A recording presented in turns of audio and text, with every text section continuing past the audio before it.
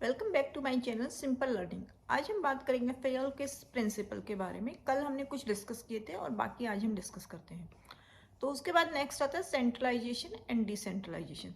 Centralisation में देखिए क्या होता है कि कोई भी डिसीजन हो वो एक ही आदमी ले, उसके पास डिसीजन मेकिंग पावर होनी चाहिए।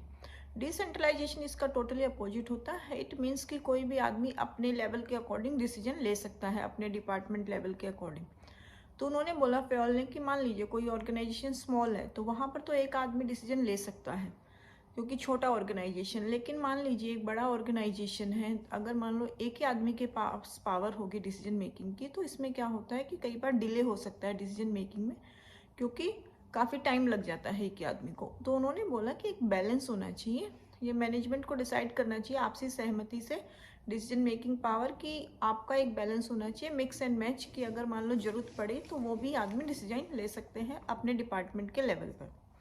उसके बाद next one is scalar chain. Scalar chain में उन्होंने बोला है कि जो कम्युनिकेशन होता है ऑर्गेनाइजेशन में वह ऐसे चलता है कि ए से बी, बी से सी, सी से डी, ऊपर से नीचे की तरफ आएगा। मान लीजिए तो ए पहले कोई बात है उसको बी को बोलेगा, बी सी को, सी डी को, ऐसे ऐसे करके कम्युनिकेशन होगा।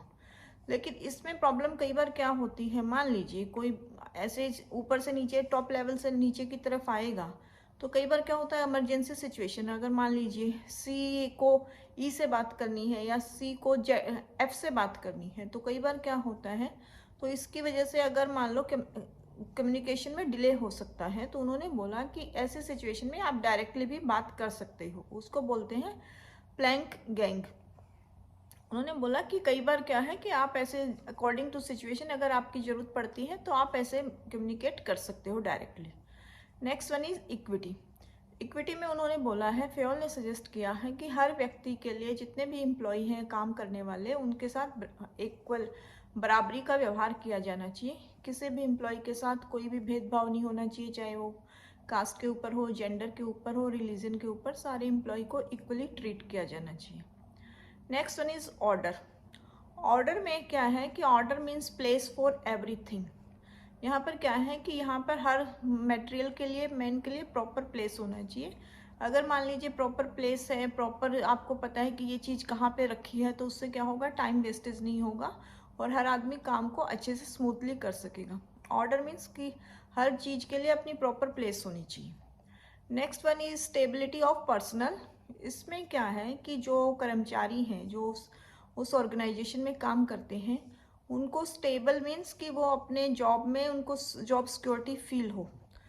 मैनेजमेंट को ऐसा करना चाहिए कि जब भी एम्प्लॉय को सेलेक्ट करते हैं तो उसमें सारी स्टेप्स अच्छे से उठाएं, और जब वो कर्मचारी काम करने लग जाते हैं तो उनको ये फील होना चाहिए कि हमारी जॉब सिक्योर्ड है। अगर वो एम्प्लॉय को ऐसा लगेगा कि हमारी जॉब सेफ नहीं है तो वो बार बार अपनी जॉब को चेंज करेंगे। इससे क्या होता है कि ऑर्गेनाइजेशन का भी लॉस होता है, क्योंकि फिर से हायरिंग की जाती है, फिर से ट्रेनिंग दी जाती है।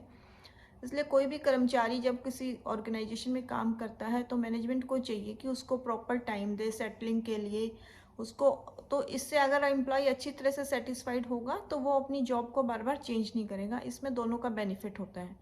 अगर मान लीजिए कोई ऐसा ऑर्गेनाइजेशन जिसके कर्मचारी बार बार छोड़ के जाते हैं तो उसकी रेपुटेशन भी अच्छी नहीं मानी जाती, लगता है कि कुछ प्रॉब्लम होगी ऑर्गेनाइजेशन में।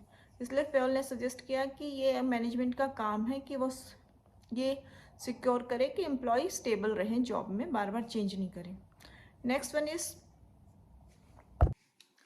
उसके बाद नेक्स्ट आता है इनिशिएटिव। इनिशिएटिव का मतलब है पहल। पहल का मतलब है कि मैनेजमेंट को ये देखना चाहिए कि कोई भी कर्मचारी एम्प्लॉय काम कर रहे हैं, अगर मान लीजिए कई बार क्या होता है वो अपनी कोई सजेशन देना चाह रहे हैं, कोई उनको आइडिया है, तो जो ऊपर जो ऑर्गेनाइजेशन है वो उनकी बातों को अच्छे से सुने।